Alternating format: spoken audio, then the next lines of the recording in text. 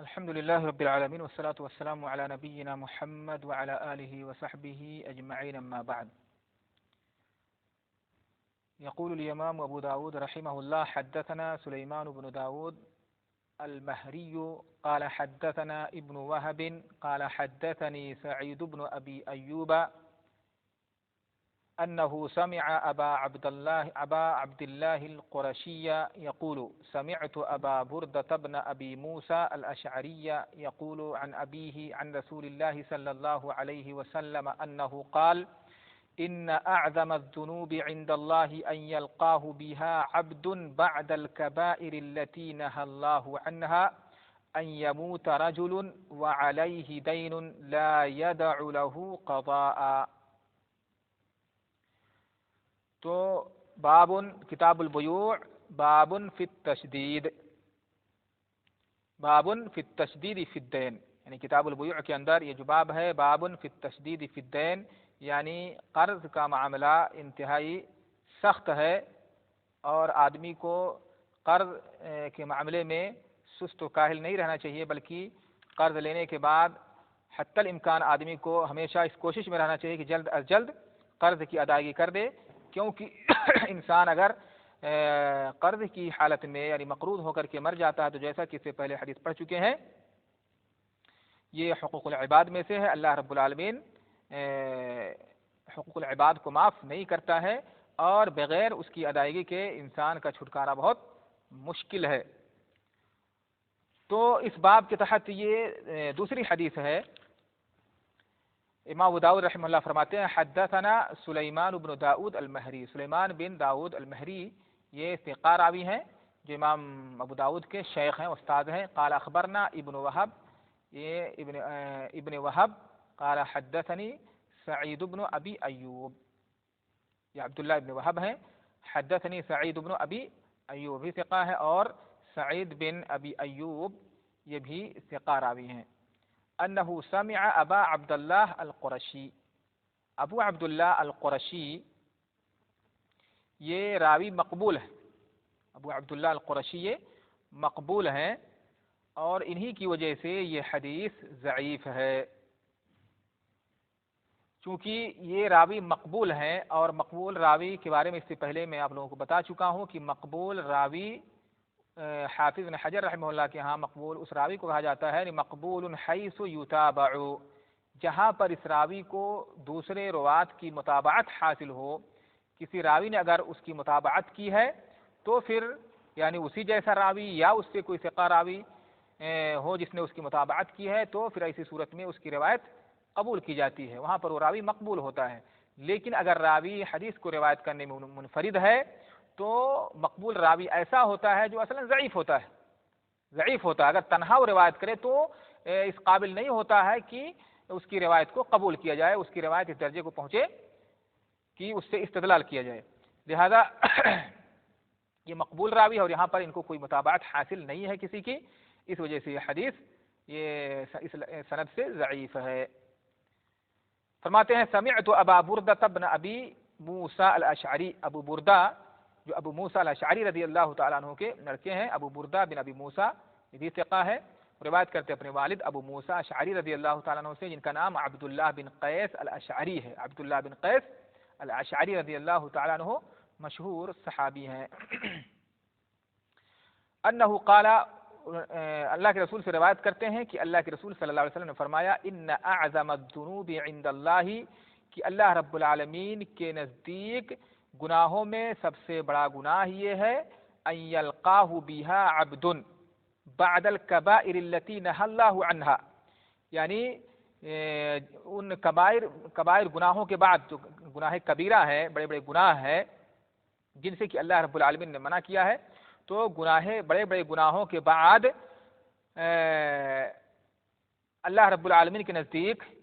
بڑا گناہ یہ ہے، یعنی جن کبائر سے اللہ رب العالمین نے منع کیا ہے ان کے بعد سب سے بڑا گناہ یہ ہے کہ بندہ اللہ رب العالمین سے ملاقات کرے، ان یلقاہ بہا عبد بعد الکبائر التی نہی اللہ عنہا ان یموت رجل وعلیہ دین لا یدع لہ قضاء، کہ آدمی کی موت ہو وعلیہ دین، اس حال میں کہ اس پر قرض باقی ہو، دین ہو، لا یدع لہ قضاء، اور اس قرض کی ادائیگی کے لیے کوئی مال، قضاء سے مراد یہاں پر لا یدع لہ قضاء، اس کے لیے قضا نہ چھوڑے، یعنی اس کے لیے کوئی مال اپنے پیچھے نہ چھوڑے جس سے کہ اس کے قرض کی ادائیگی کی جائے۔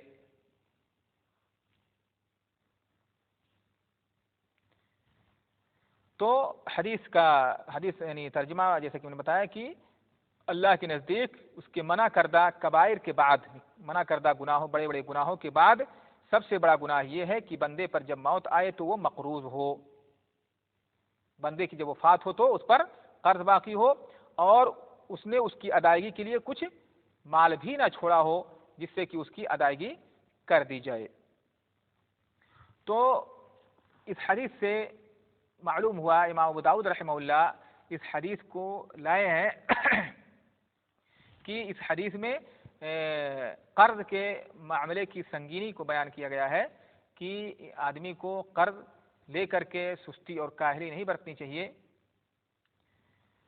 بلکہ آدمی کو حتی الامکان کوشش کرنا چاہیے کہ وہ قرض اس کو نہ لینا پڑے، اور اگر قرض لے لیتا ہے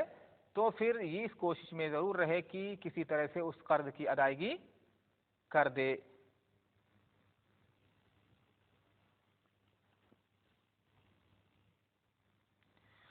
اب اگر کوئی آدمی قرض لیتا ہے اور اس کے پاس مال موجود ہے، یعنی مر جاتا ہے، وفات ہو جاتی ہے، اور اس کے ذریعہ سے اس حدیث سے بھی معلوم ہوا کہ اس کے ذریعہ سے اس کے قرض کی ادائیگی کر دی جائے تو پھر اس کی طرف سے وہ ادا ہو جاتا ہے اور پھر وہ گنہگار نہیں ہوتا ہے۔ لیکن چونکہ یہ حدیث ضعیف ہے، اگر اس حدیث کو صحیح بھی تسلیم کر لیا جائے، صحیح مان لیا جائے، تو اس حدیث کو محمول کیا جائے گا اس شخص پر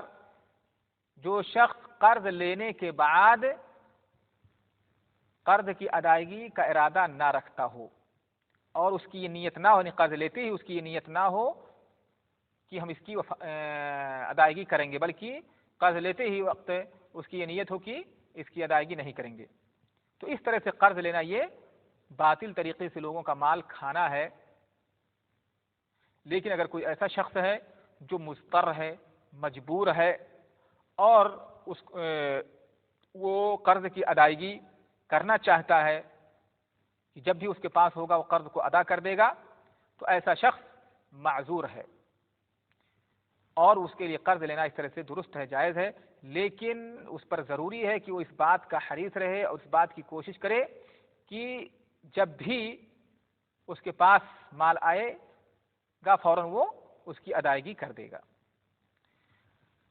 لیکن اگر ایسی صورت میں آدمی معذور ہے اور اس کے پاس مال نہیں رہا اور اس کی وفات ہو جاتی ہے اور وہ آدمی قرض کی ادائیگی کرنا چاہتا تھا لیکن اس کے پاس اسے مال نہیں حاصل کر سکا جس سے کہ وہ قرضے کی ادائیگی کر سکے، تو اگر اس کی طرف سے اس کے رشتہ دار وغیرہ، جیسے کہ اس سے پہلے حدیث میں ہم پڑھ چکے ہیں، یا کوئی بھی شخص قرض کی ادائیگی کر دے تو اس کی طرف سے قرض کی ادائیگی ہو جاتی ہے اور اس کے ذمے سے وہ قرض ادا ہو جائے گا۔ اور اب یہاں پر ایک سوال ہے کہ اگر کوئی آدمی اس طرح سے قرض کی حالت میں مر جائے اور کسی نے اس کی طرف سے قرض کی ادائیگی نہیں کی، تو اگر ایسا شخص وہ مجبور تھا، اس قرض لینے پر مجبور تھا اور قرض کی ادائیگی کرنا چاہتا تھا، پوری اس کی کوشش تھی، لیکن اس کی وفات ہو جاتی ہے اور قرض نہیں ادا کر سکتا ہے اور اس کی طرف سے کسی نے ادا نہیں کیا، تو قیامت کے دن یہ تو ہے کہ اللہ رب العالمین ایک دوسرے کو بدلہ دلائے گا، تو ایسے شخص کے بارے میں کہا جائے گا کہ انشاءاللہ اللہ رب العالمین ایسے شخص کو کی طرف سے یعنی تجاوز کر دے گا، معاف کرے گا، درگزر کرے گا، اس طور پر کہ اللہ رب العالمین اپنے طرف سے اس بندے کا جو حق ہے اپنے طرف سے اس بندے کو دے دے گا اور اس مضطر اور مجبور شخص کو اس کے درمیان معافی تلافی کرا دے گا۔ یعنی اللہ رب العالمین اپنے فضل و کرم سے جتنے کا وہ بندہ مستحق ہوگا اس کا حق اس کو دے دے گا اور اس بندے کو اللہ رب العالمین معاف کر دے اگر اس طرح سے کوئی مجبور ہے تو۔ لیکن اگر اس طرح کوئی آدمی مجبور نہیں ہے، اس کے پیچھے مال بھی چھوڑا ہے یا زندگی میں اس کے پاس مال موجود بھی تھا اور وہ ٹال مٹول کرتا رہا، جیسا کہ آگے بھی حدیث آئے گی، ٹال مٹول کرتا رہا اور قرض کی ادائیگی نہیں کر سکا اور اسی حال میں اس کی موت ہو گئی، تو پھر معاملہ بہت ہی سنگین ہے، یہ سخت گناہوں میں سے ہے۔ اور اس سے پہلے حدیث پڑھ چکے ہیں کہ یعنی ایسے لوگوں کو روک دیا جاتا ہے، ان کی روحیں معلق ہوتی ہیں اور ان کے بارے میں فیصلہ نہیں ہوتا ہے، نہ تو جنت کا نہ تو جہنم کا، جب تک کہ وہ قرض کی ادائیگی نہ کر دیں۔